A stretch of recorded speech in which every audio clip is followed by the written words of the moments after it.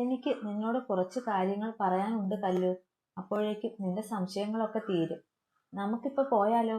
ലല്ലു ചോദിച്ചു. ലല്ലു രുക്കുവിന്റെ കാര്യം മനഃപൂർവ്വം അവളോട് പറഞ്ഞില്ല. പോകാം, കല്ലു തലേനകി. പിന്നെ രണ്ടുപേരും കൂടെ ഗായുവും പീറ്ററും നിൽക്കുന്നിടത്തേക്ക് വന്നു. അപ്പൊ പോയാലോ? പീറ്റർ ചോദിച്ചു. പോകാം. നിങ്ങൾ വീട്ടിലേക്ക് പൊയ്ക്കോ, എനിക്ക് ഒരു സ്ഥലം വരെ പോകാനുണ്ട്, ലല്ലു പീറ്ററിനെ നോക്കി പറഞ്ഞു. കല്ലു ലല്ലുവിനെ നോക്കി.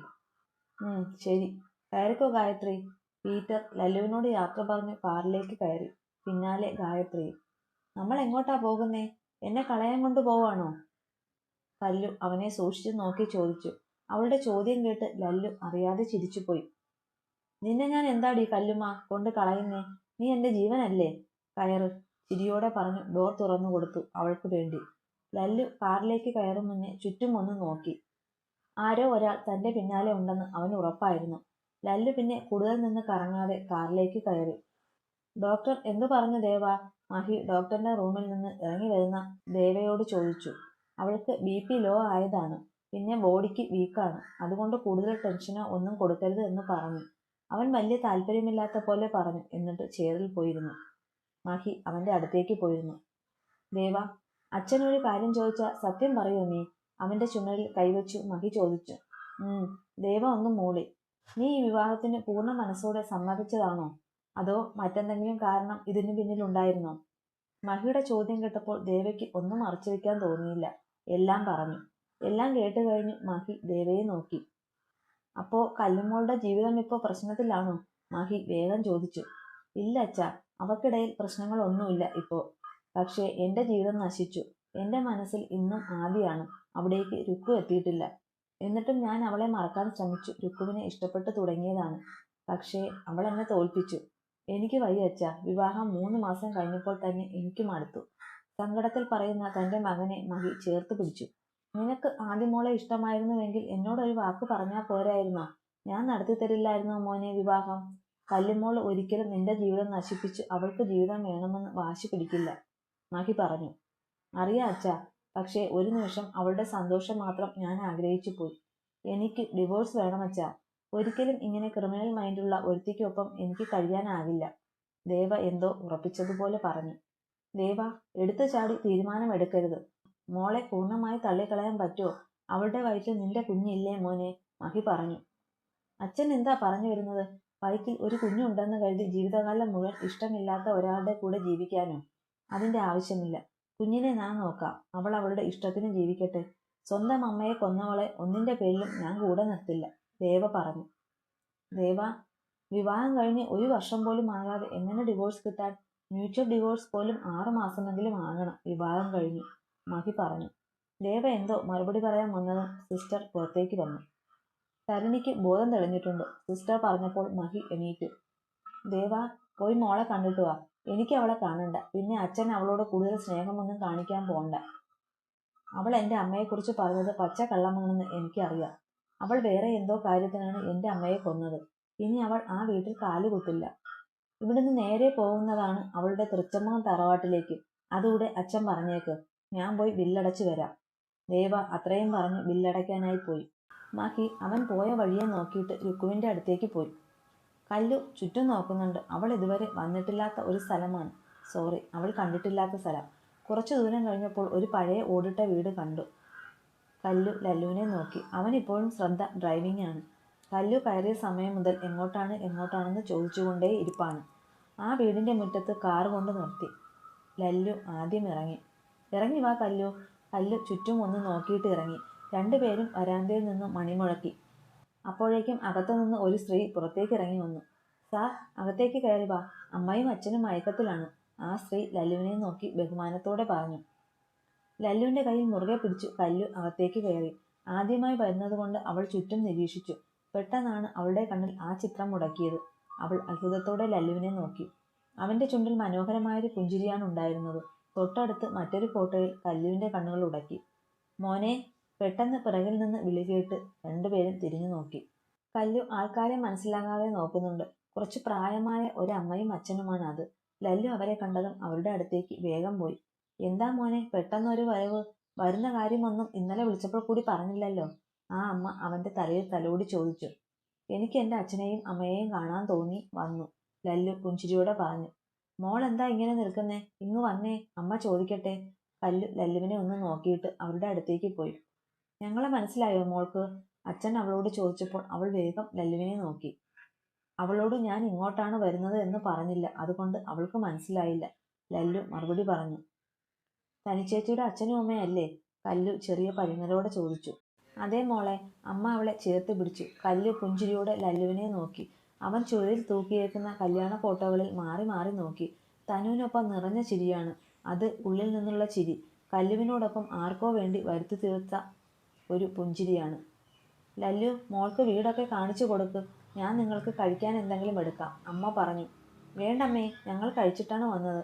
ഞാൻ പിന്നെ ഇവളെ നിങ്ങൾക്ക് കാണണമെന്ന് പറഞ്ഞിരുന്നല്ലോ, അതാ കൊണ്ടുവന്നത്, ലല്ലു പറഞ്ഞു. എന്നാലും കുഴപ്പമില്ല, നീ പോയേ. മോൾ ആദ്യമായിട്ടാണ് ഇവിടെ വന്നിട്ട് ഒന്നും കഴിക്കാതെ പോകുന്നത് ശരിയല്ല. അച്ഛനും കൂടെ പറഞ്ഞപ്പോൾ ലല്ലു പിന്നെ ഒന്നും പറഞ്ഞില്ല. വീട് അങ്ങനെ കാണാൻ അധികമൊന്നുമില്ല. 3 മുറിയും വരാന്തയും പൂജാമുറിയും അടുക്കളയും. പിന്നെ പിന്നാമ്പുറത്ത് നല്ലൊരു കുളമുണ്ട്.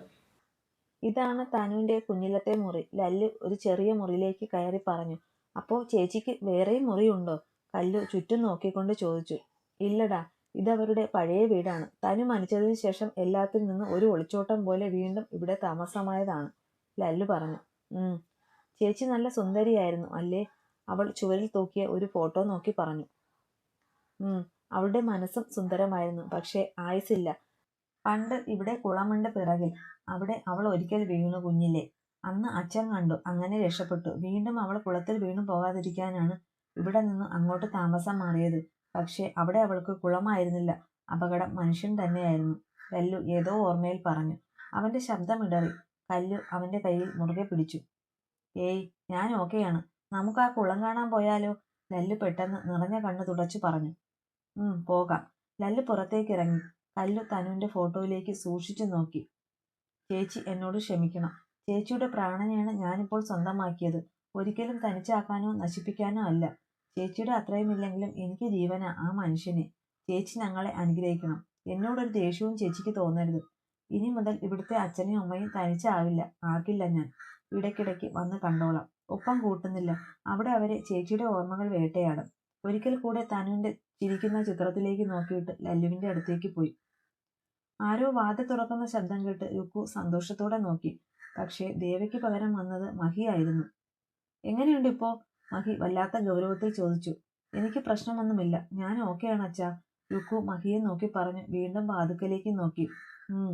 മഹി പുറത്തേക്ക് പോകാൻ തുടങ്ങിയതും രുക്കു വിളിച്ചു. അച്ഛാ, ദേവേട്ടൻ. അവൻ ബില്ലടയ്ക്കാൻ പോയി. ഇപ്പൊ തന്നെ വീട്ടിലേക്ക് പോകാൻ നമുക്ക്. മഹി അത്രയും പറഞ്ഞ് പുറത്തേക്ക് ഇറങ്ങി. രുക്കുവിനെന്തോ അരുതാത്തത് സംഭവിക്കാൻ പോകുന്ന പോലെ തോന്നി. കുറച്ചു കഴിഞ്ഞ് സിസ്റ്റർ വന്ന് അവളുടെ കയ്യിൽ കഴിക്കേണ്ട മെഡിസിനൊക്കെ കൊടുത്തു റെസ്റ്റ് എടുക്കാനും പറഞ്ഞു പോയി. അതിന് പിന്നാലെ മഹി വന്നു അവളെ കൂട്ടി താഴേക്ക് പോയി. ദേവ ഡ്രൈവിംഗ് സീറ്റിൽ ഇരിപ്പുണ്ട്. രുക്കു ആശ്വാസത്തോടെ വന്നു കാറിൽ കയറി. ഒരക്ഷരം മിണ്ടാതെ, അവളെ ഒന്ന് നോക്കുക പോലും ചെയ്യാതെ ദേവ ഡ്രൈവ് ചെയ്യാൻ തുടങ്ങി. ഇടയ്ക്ക് അവൾക്ക് വെള്ളം വേണമെന്ന് പറഞ്ഞപ്പോൾ അവനൊരു ജ്യൂസ് വാങ്ങിക്കൊടുത്തു. കോവിലകത്തേക്ക് പോകുന്ന വഴിയല്ല വണ്ടി പോകുന്നത് എന്ന് കണ്ടു അവൾക്ക് സംശയമായി. നമ്മൾ എങ്ങോട്ടാ ദേവേട്ടാ പോകുന്നേ? നിന്റെ വീട്ടിലേക്ക്. എന്റെ വീട്ടിലേക്കോ? അതെന്താ അങ്ങോട്ട്? നമുക്ക് ദേവേട്ടന്റെ വീട്ടിലേക്ക് തന്നെ പോകാം, രുക്കു അവന്റെ കയ്യിൽ പിടിച്ചു പറഞ്ഞു. കൈയെടുത്ത് മാറ്റടി, നിനക്ക് ഡ്രൈവ് ചെയ്യുന്നത് കണ്ണു കാണാൻ വയ്യേ? ദേവയുടെ അലർച്ചയിൽ അവൾ ഒന്ന് ഞെട്ടി. അത് ഞാൻ പെട്ടെന്ന്, സോറി ദേവേട്ട, നമുക്ക് വീട്ടിൽ പോകാം. എന്റെ വീട്ടിൽ പോകണ്ട, അവൾ പറഞ്ഞു. നിന്റെ സ്വന്തം വീട്ടിലാണ് നിന്നെ കൊണ്ടാക്കാൻ പോകുന്നത്. നിനക്ക് ദേഷ്യം വരുമ്പോൾ കൊല്ലാനും തല്ലാനും തരത്തിനുള്ള ആളുകൾ തൽക്കാലം എന്റെ വീട്ടിലില്ല. ഇപ്പൊ അവിടെ ഉള്ളത് വയസ്സായ കുറച്ച് ജീവനുകളാണ്.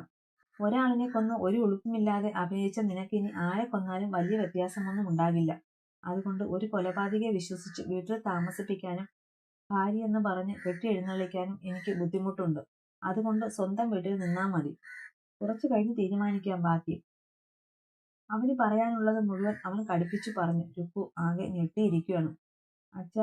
അച്ഛൻ എന്താ ഒന്നും പറയാത്തേ? രുക്കു ഉടനെ കരഞ്ഞുകൊണ്ട് മഹിയോട് ചോദിച്ചു. അവന്റെ ജീവിതം, അവന്റെ ഇഷ്ടം. പിന്നെ ഒരു കാര്യം ശരിയാണ്, എന്റെ ഭാര്യയെ ദേഷ്യത്തിന്റെ പുറത്ത് കൊന്ന നിനക്ക് ഇനി നാളെ എന്നെയും കൊല്ലാൻ തോന്നിയാലോ? അതുകൊണ്ട് പ്രസവം വരെ വീട്ടിൽ നിൽക്ക്. അത് കഴിഞ്ഞ് ആലോചിക്കാം കോവിലകത്തേക്ക് കൊണ്ടുപോണോ വേണ്ടേന്ന്. മഹിയുടെ മറുപടി കൂടെ ആയതും അവൾക്ക് ദേഷ്യം വരാൻ തുടങ്ങി. ഓ, അപ്പൊ അങ്ങനെയാണോ? എന്റെ വയറ്റിൽ കിടക്കുന്ന ഈ നശിച്ച ജന്തുവിനെ പ്രസവിച്ചില്ലെങ്കിൽ എനിക്ക് വീട്ടിലേക്ക് വരാലോ അല്ലേ? രുക്കു ഒരു വല്ലാത്ത ഭാവത്തിൽ പറഞ്ഞുകൊണ്ട് വയറ്റിലേക്ക് സ്വയം അമർത്തി പിടിക്കാനും ഇടിക്കാനും ഒക്കെ തുടങ്ങി. ദേവ പെട്ടെന്ന് വണ്ടി സൈഡിൽ നിർത്തി. മോളെ, നീ എന്തായി കാണിക്കുന്നേ? അച്ഛനൊന്ന് വെറുതെ ഇരിക്ക്, ദേവ ദേഷ്യത്തിൽ പറഞ്ഞു. രുക്കു പെട്ടെന്ന് അടങ്ങി. നീ എന്തിനാ നിർത്തിയേ? നീ ഞെക്കയോ ഇടിക്കുകയോ കലക്കയോ എന്താന്ന് വെച്ചാ ചെയ്യടി, അവളെ നോക്കി പുച്ഛത്തിൽ പറഞ്ഞു. രുക്കു ദേഷ്യത്തിൽ അവനെ നോക്കി. നീ എന്താടി എന്നെക്കുറിച്ച് വിചാരിച്ചു വെച്ചേക്കുന്നേ? നീ ഇങ്ങനെയൊക്കെ കാണിച്ചാൽ എൻ്റെ മനസ്സ് മാറുമെന്നോ? ഇപ്പോൾ എനിക്ക് നിന്നോടുള്ള ദേഷ്യം കൂടി വെറുപ്പായി, അത്രയേയുള്ളൂ. പിന്നെ വയറ്റിൽ കിടക്കുന്നത് നിന്റെയും എൻ്റെയും കുഞ്ഞാണെന്ന് നീ പറയുന്നു.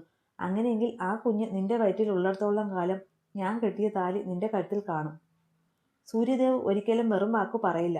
അതുകൊണ്ട് ഇനി ഗർഭം കലക്കാൻ ശ്രമിക്കുമ്പോൾ ഇതൊക്കെ മനസ്സിലിരിക്കട്ടെ. അതും പറഞ്ഞ് ദേവ വണ്ടി മുന്നോട്ടെടുത്തു. രുക്കു ദേഷ്യത്തിൽ പുറത്തേക്ക് നോക്കിയിരുന്നു. മഹിയുടെ ചുണ്ടിൽ ഒരു പുഞ്ചിരി വിരിഞ്ഞു. കുറച്ചു നേരമായല്ലോ ഇങ്ങനെ ഇരിക്കാൻ തുടങ്ങിയിട്ട്. ചേച്ചി ഓർമ്മ വന്നോ? കുളത്തിന്റെ അടുത്ത് വന്നു. സമയം ഒരുപാടായിട്ടും തന്നോടൊന്നും മിണ്ടാതെ ഇരിക്കുന്ന ലല്ലുവിനെ നോക്കി കല്ലു ചോദിച്ചു. ലല്ലു ഒന്ന് പുഞ്ചിരിച്ചു. അതിന് അവളെ മറന്നിട്ട് വേണ്ടേ ഓർക്കാൻ? അവളെ ഞാൻ മറക്കില്ല കല്ലു, എൻ്റെ മരണം വരെ. കല്ലു അതിനൊന്ന് പുഞ്ചിരിച്ചു അവനെ നോക്കി. നിനക്ക് എന്നോട് എന്തൊക്കെയോ ചോദിക്കാനില്ലേ? ചോദിക്ക്, ലല്ലു അവളുടെ കയ്യിൽ പിടിച്ചു പറഞ്ഞു. ഉണ്ട്, പക്ഷേ ഒന്നും ഇപ്പോൾ എനിക്ക് ചോദിക്കാൻ തോന്നുന്നില്ല, കല്ലു ചിരിയോടെ പറഞ്ഞു കുളത്തിലേക്ക് നോക്കിയിരുന്നു. എനിക്കറിയാം തൻ്റെ മനസ്സിൽ എന്താണെന്ന്. അതിനെല്ലാം ഞാൻ ഉത്തരം പറയാം. ആദ്യം തന്നെ കണ്ടപ്പോൾ ഞാൻ ശരിക്കും ഞെട്ടിയിരുന്നു. കാരണം ഞാൻ മുമ്പ് എപ്പോഴോ സ്വപ്നത്തിൽ കണ്ടിട്ടുണ്ട് തന്നെ, പ്രത്യേകിച്ച് ഈ മറുക്. അവളുടെ കഴുത്തിന് സൈഡിലുള്ള മറുക് തൊട്ട് പറഞ്ഞതും കല്ലു ഞെട്ടിക്കൊണ്ട് അവനെ നോക്കി. പിന്നെ ഇടയ്ക്ക് എപ്പോഴൊക്കെയോ തൻ്റെ മുഖം ഇങ്ങനെ മനസ്സിൽ വന്നുപോയി. ആ കേസൊക്കെ കഴിഞ്ഞ ശേഷം പിന്നെ മനഃപൂർവ്വം മനക്കാൻ ശ്രമിച്ചു. പിന്നെ താനും ഇഷ്ടം വന്ന് പറഞ്ഞപ്പോൾ എനിക്കറിയില്ല, തന്നെ കൊല്ലാനുള്ള ദേഷ്യം ആയിരുന്നു. എൻ്റെ തലൻ്റെ സ്ഥാനത്തേക്ക് താൻ ഇടിച്ചു കയറും പോലെ തോന്നി എനിക്ക്. പിന്നെയാണ് രുക്കുവിൻ്റെയും തൻ്റെയും ആത്മഹത്യാശ്രമവും മറ്റും. തന്നെ വിവാഹം കഴിച്ചത് മുഴുവൻ വെറുപ്പോടെയും പിന്നെ അനിയത്തിയുടെ ജീവിതം നന്നാകാൻ വേണ്ടിയും ആയിരുന്നു. പക്ഷേ പിന്നെ പിന്നെ എപ്പോഴൊക്കെയോ എനിക്ക് തന്നോടുള്ള ദേഷ്യം കുറഞ്ഞു കുറഞ്ഞു വന്നു. താൻ എന്നെ സ്നേഹിച്ചു എന്നൊരു തെറ്റാണ് ചെയ്തത്. അതൊരിക്കലും തെറ്റല്ല. പക്ഷേ എന്തോ എൻ്റെ മനസ്സിൽ തനു അത്രയ്ക്കുണ്ടായിരുന്നു. പോരാത്തതിന് തനുവിന് വേണ്ടി ഞാനൊന്നും ചെയ്യാൻ പറ്റിയില്ല എന്നൊരു വീർപ്പുമുട്ടൽ. അങ്ങനെയാണ് ഇടയ്ക്കിടയ്ക്ക് ഞാൻ ഇവിടെ വരാൻ തുടങ്ങിയത്. പിന്നെ പിന്നെ ഈ അമ്മയും അച്ഛനും എൻ്റെ അവസ്ഥ ആലോചിച്ച് ദുഃഖിച്ച് ജീവിക്കുന്നത് കൂടെ ആയപ്പോൾ എന്തോ എനിക്കറിയില്ല, എൻ്റെ മനസ്സിൽ താനും തനുവും ഒരു പിടിവലിയായി. പിന്നെ തൻ്റെ അമ്മ മരിച്ചതും ആ സമയത്ത് തന്നോട് ഞാൻ സ്നേഹം കാണിച്ചതും ഒന്നും ഒരിക്കലും സഹതാപം കൊണ്ടല്ലടോ. ശരിക്കും ഞാൻ പറഞ്ഞില്ലേ, എനിക്കറിയില്ലായിരുന്നു തന്നോട് തോന്നുന്ന വികാരം എന്താണെന്ന്. അന്ന് താൻ എന്നോട് വഴക്കിട്ട് ആദിയുടെ അടുത്തേക്ക് പോയി അവിടെ വെച്ച് സത്യങ്ങളെല്ലാം അറിഞ്ഞുവെന്ന് എനിക്കറിയാം. പിന്നെ അന്ന് തന്നെ ഞാൻ കോളേജിൽ വന്ന് ഹഗ് ചെയ്തത് എൻ്റെ സന്തോഷം കൊണ്ട് തന്നെ ആയിരുന്നു. എൻ്റെ മനസ്സിൽ നിറഞ്ഞു നിന്ന ഒരു തടസ്സം, അല്ലെങ്കിൽ തനുവിന് വേണ്ടി ഒന്നും ചെയ്യാൻ കഴിഞ്ഞില്ല എന്നൊരു കുറ്റബോധം വേണേൽ അങ്ങനെ പറയാം. അതന്ന് ആ ഡയറി വായിച്ചു എൻ്റെ അച്ഛൻ എന്ന് പറയുന്ന മനുഷ്യനെ നരകിപ്പിച്ചപ്പോൾ മാറി. പിന്നെ ഞാനൊരു തീരുമാനം ഉറപ്പിച്ചു, ഇനി ഒരിക്കലും തന്നെ എന്നിൽ നിന്ന് അകന്നു പോകാൻ അനുവദിക്കില്ലെന്ന്. അതിൻ്റെ ഫലമായി തന്നെയാണ് പിന്നെ തന്നോട് ചേർന്ന് നിന്നതും ചേർത്ത് പിടിച്ചതും ചുംബിച്ചതും ചിരിച്ചതും സംസാരിച്ചതും ഒക്കെ. ലല്ലു അത്രയും പറഞ്ഞു നിർത്തി. കല്ലു അവനെ അമ്പരന്ന് നോക്കിയിരിപ്പാണ്. ലല്ലു അവളെ ചേർത്ത് പിടിച്ചു. ഞാൻ ഒരിക്കലും ആർക്കും വെറും വാക്ക് കൊടുക്കാറില്ല കല്ലു. നിനക്ക് ഞാൻ ഒരു വാക്ക് തരുക. എൻ്റെ ജീവനുള്ളിടത്തോളം നിനക്ക് ഒരു പോറലേൽക്കാനോ എന്നിൽ നിന്ന് അകന്നു പോകാനോ ഞാൻ അനുവദിക്കില്ല. എനിക്ക് ഒരുപാട് ഇഷ്ടമാണ് ഈ കുഞ്ഞുപെണ്ണിനെ, എൻ്റെ ജീവനേക്കാളേറെ. കല്ലുവിനെ ചേർത്ത് പിടിച്ച് നെറ്റിയിൽ ചുംബിച്ചു. കല്ലു കരഞ്ഞുകൊണ്ട് അവൻ്റെ നെഞ്ചിൽ മുഖമമർത്തി. എന്തിനോ അവൻ്റെ കണ്ണ് നിറഞ്ഞു. ആ സമയം തന്നെ അവരെ തഴുകി തലോടി ഒരു ഇളംകാറ്റ് കടന്നുപോയി. കല്ലുവിൻ്റെ മനസ്സിൽ പെട്ടെന്ന് അന്ന് രാത്രി നടന്ന സംഭവം ഓർമ്മ വന്നു. അന്ന് രാത്രി നടന്നത് അവന് ഓർമ്മയില്ലെങ്കിൽ അവൾ ഞെട്ടിക്കൊണ്ട് അവനിൽ നിന്ന് അടർന്നു മാറി അവനെ നോക്കി. എന്താടോ, എന്താ ഇങ്ങനെ നോക്കുന്നേ? ഞാൻ പറഞ്ഞത് വിശ്വാസമായില്ലേ? അവൻ സംശയത്തോടെ ചോദിച്ചു. അതല്ല, എനിക്ക് വേറെ ഒരു കാര്യം പറയാനുണ്ട്. കല്ലു അവനോട് അത് പറയാൻ തന്നെ തീരുമാനിച്ചു. എനിക്കറിയാം എന്താ പറയാനുള്ളത് എന്ന്. കല്ലു അവനെ സൂക്ഷിച്ചു നോക്കി. ഞാൻ പറയട്ടെ അതെന്താന്ന്? ലല്ലു ചിരിയോടെ ചോദിച്ചു. കല്ലു തലയനക്കി. അവൻ ചിരിയോടെ അവളെ ചേർത്ത് പിടിച്ചു. അന്ന് രാത്രി നടന്ന കാര്യങ്ങൾ എനിക്ക് ഓർമ്മയില്ല. പക്ഷേ അന്ന് നമുക്കിടയിൽ നമ്മൾ ആഗ്രഹിക്കാതെ ശരീരങ്ങൾ തമ്മിൽ ഒന്നായി. കല്ലു ഞെട്ടലോടെ അവനെ നോക്കി. ഓർമ്മയില്ലെങ്കിൽ എങ്ങനെ? കല്ലു വിറയലോടെ ചോദിച്ചു. അന്ന് രാത്രി ആ പാൽ കുടിച്ച ശേഷം എനിക്ക് ആകെ ഒരു വല്ലായ്മയായിരുന്നു. പിറ്റേന്ന് രാവിലെ എനിക്ക് എല്ലാം മനസ്സിലായി. അത് എങ്ങനെയെന്ന് ചോദിച്ചാൽ ഞാനൊരു പുരുഷനാണ്. അതെനിക്ക് മനസ്സിലാവും. പക്ഷേ താൻ എന്നോട് അതിനെ ചൊല്ലി എന്തെങ്കിലും ഒന്ന് പറയാനാണ് അന്ന് ആ ബെഡ്ഷീറ്റ് മാറ്റാൻ പറഞ്ഞത്. പക്ഷേ അപ്പോഴും താൻ ഒന്നും മിണ്ടിയില്ല. ഇന്ന് ഈ നിമിഷം വരെ താൻ അതിനെക്കുറിച്ച് ഒരക്ഷരം മിണ്ടിയിട്ടില്ല. മറ്റൊരു പെൺകുട്ടിയാണെങ്കിൽ ആ കാര്യം പറഞ്ഞ് ഭർത്താവിനെ വരുതിയിലാക്കാൻ നോക്കിയേനെ, താനും ഞാനും തമ്മിൽ ഉണ്ടായിരുന്ന സാഹചര്യം അനുസരിച്ച്. പക്ഷേ താൻ അതിന് ശ്രമിച്ചില്ല. കല്ലു അവൻ്റെ നെഞ്ചിൽ ഒതുങ്ങിക്കൂടി. എൻ്റെ കുഞ്ഞിപ്പെണ്ണ്, ഇനി ഒന്നും ആലോചിച്ച് വിഷമിക്കേണ്ട. നിന്റെ കൂടെ ഞാനുണ്ടടാ. അവളുടെ തലയിൽ ചുംബിച്ചുകൊണ്ട് അവൻ ചേർത്ത് പിടിച്ചു, ഒരിക്കലും കൈവിടില്ലെന്ന പോലെ.